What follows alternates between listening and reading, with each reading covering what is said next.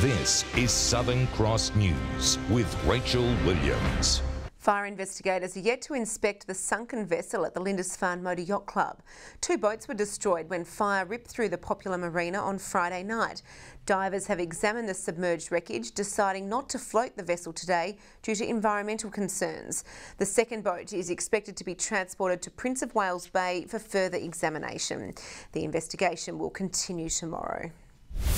The state opposition is calling for temporary modular housing as a short-term solution to the housing crisis. The Shadow Housing Minister says immediate action needs to be taken as winter approaches. There's a whole range of land available. There was land identified within the audit that the government undertook. There are community housing organisations with their own parcels of land. We're willing to look at any sort of holistic solutions, but the government has already committed a significant amount to affordable housing. Labor is urging the government publicly outline how it's spending the $125 million housing commitment. It was the second time lucky for a challenging mission to circumnavigate Tasmania on a jet ski. Known as the Ride for Pippa, 2 local daredevils have completed a 9-day journey raising money for the Leukemia Foundation. A grand arrival ending a spectacular feat. Flanked by friends, 2 Tasmanian jet skiers arrived back in Hobart after an epic 9-day journey, a cause for celebration. The Ride for Pippa complete, the duo now the first to circumnavigate Tasmania on jet skis. When we got to Dover and all the jet skis were there to welcome us, man, that was awesome. You know, just the emotion behind what's been accomplished was fantastic. Dave Gray and John Beswick travelling more than 1,500 kilometres, traversing Tasmania's rugged coastline through sunny mornings, wild weather and surging swells, at times challenging. But coming home I thought, well, yeah, it's starting to end and I didn't really, I'd like to keep going, although the body wasn't quite as willing as the mind. It's pretty, a bit tiring out there at times. Putting in the effort for young Pippa Harmy and those affected by leukemia. Even though we were like bashed around with waves and all the rest of it, we had to put in perspective that it was a lot less we had to deal with than what she had to deal with. Some stages we didn't know if they were going to get round, but when they did, it was just elation really. For them and for the cause. It was really, really wonderful. An effort raising more than $13,000, including the unsuccessful first attempt in 2016. The remarkable achievement hoping to inspire others to explore Tasmania from the ocean. Some of the mountain ranges down the west coast were spectacular, and I don't think pictures or even their GoPro footage could do justice what we saw. Donations can be made through the Ride for Pippa Facebook page for a team deserving of a well-earned rest. Jacqueline Robson, Southern Cross News. Tasmanians touched by Parkinson's disease are rallying to help find a cure. A team of walkers pounding the pavement today to raise thousands of dollars for local research into the degenerative condition. Taking steps in the fight against Parkinson's disease, people in purple setting off for Fred's Walk the Bay. Teams including people with the condition and family and friends who were also affected. There's a ripple effect, so probably for every one person with Parkinson's, at least 10 or 12 or 20 people are affected, friends and family. Penny was diagnosed with the degenerative condition in 2011. In different people, it presents in different ways, but commonly includes issues with muscle control and movement. One of the first things I noticed was the lack of fine motor control, so cleaning my teeth, writing was difficult. I felt weaker.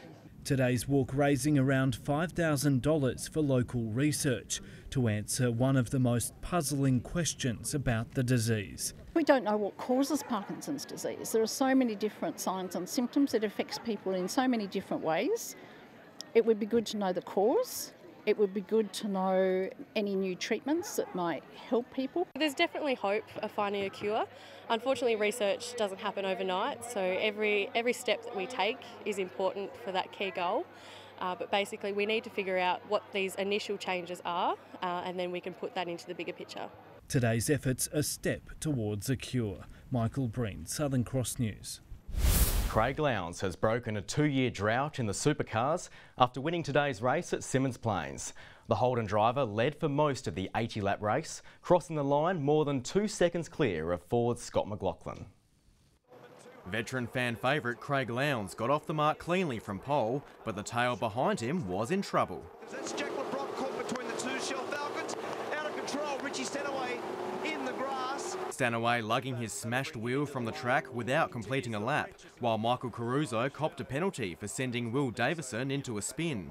James Courtney got his nose in front of David Reynolds in a battle for third, while yesterday's winner Jamie Whincup enjoyed a rare stint ahead of Lowndes in the lead.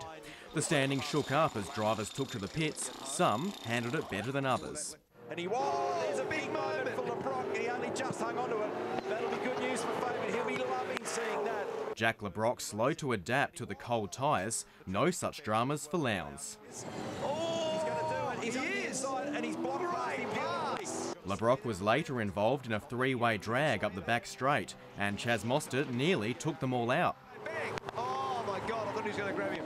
But it was Fabian Coulthard's own car doing the real damage.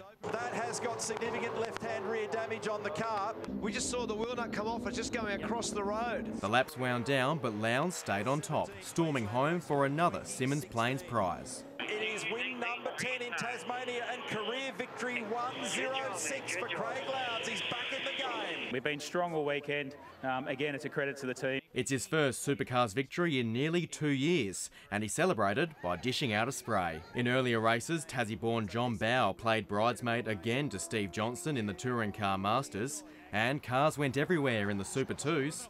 Bit of action going on as Jack Smith floated around in front of half the field, and bang, in goes Charter. Jack Smith managed to recover to finish the race in 12th. In the Seaball, the Northwest Thunder has played out one for the ages, coming back from 18 points down to beat Kilsyth in Ulverston. New captain Jeremiah Ingram starred for the home side with 11 points and 5 rebounds.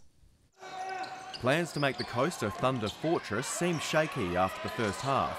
Down by 18, the home side needed something special to correct the lopsided scoreline. Enter new captain Jeremiah Ingram and ball magnet Darcy Malone. The pair sparked a fight back, combining for 26 points and 10 rebounds. It was the edge the Thunder needed, turning what looked like a wipeout into a 10-point ball game by the third break. Coach Sam Armstrong looked every bit in control as the pressure mounted on Kilsyth to keep its lead.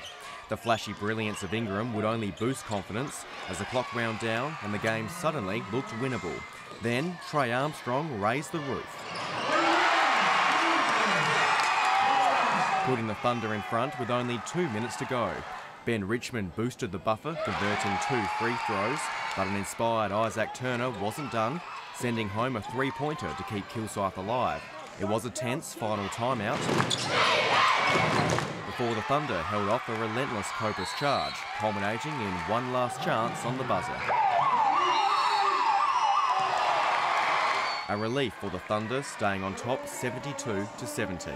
It was the state's only Seaball win over the weekend. The Launceston Tornadoes were simply outclassed by Kilsyth at Elphin. Missing top guns Lauren Mansfield and Michaela Roof, the side faded badly in the second half. A tough first night out for Derek Washington. The final score, Launceston 70, Kilsyth 93. And the NPL's Northern Derby has ended in a 1-all draw. Northern Rangers drew first blood at the 34-minute mark before Aaron Campbell struck back for Launceston City in the 85th. Also last night, South Hobart had its first win of the season with a convincing 4-1 victory over Clarence. Welcome back. 21 degrees today in Hobart and Launceston. Burnie and Devonport reaching 19. 23 is the state's top for the Bass Strait Islands, 21 at St Helens, Grove and also Fingal, 20 degrees for Cressy, Smithton and Strawn, 19 at Low Head and Wynyard with 15 the top at Lyowini. Looking onto the charts there, you can see extensive cloud covering Tasmania, which was consistent throughout the day. And looking across the country, there is mid-thick level cloud streaming over the Bight, patchy mid-cloud isolated thunderstorm activity over central and northern parts of WA, and that's associated with the broad low pressure, and mostly clear elsewhere. Tomorrow there is a high over the south of the state, a low over the southern Tasman extends troughs over New South Wales, while the cold front approaches southern WA. Looking to the waters, southeast to southwest winds 15 to 25 knots, reaching 30 in the southeast early on, but winds expected to ease later in the day with seas between 1 and 3 metres. And there is a strong wind warning current for eastern and southern coastal waters from Tasman Island to Low Rocky Point. Well, some showers throughout the south tomorrow, 19 in Hobart and Richmond, 20 degrees for Ouse, 20 degrees in Launceston also, 19 for Devonport with showers throughout and 17 for Deloraine. Burnie 19, Strawn 19 as well with rain throughout there, and 21 for Curry with a slightly sunny day for St Helens, 20 degrees, 19 for Swansea and 21 for Whitemark. We're looking to Tuesday, showers for the north, developing in the southwest later on, fine elsewhere. Showers spreading statewide during the day on Wednesday, with showers in the south clearing later for most centres on Thursday. Looking around Australia, a fairly mixed bag for the country. Temperatures in the mid-30s for Alice Springs, Broome and Adelaide. Sunny conditions. 30 for Cairns and Canberra, 31 in Sydney, 29 for Brisbane, with 23 the top in Melbourne. And a few clouds about this evening. Rach, 16 degrees in Hobart, 18 for Launceston and 17 for Devonport. That's all for weekend weather. Back to you. Wonderful. Thank you for that, Sam. Well, that's all your news for now. Thanks for joining us. Have a great week. Good night.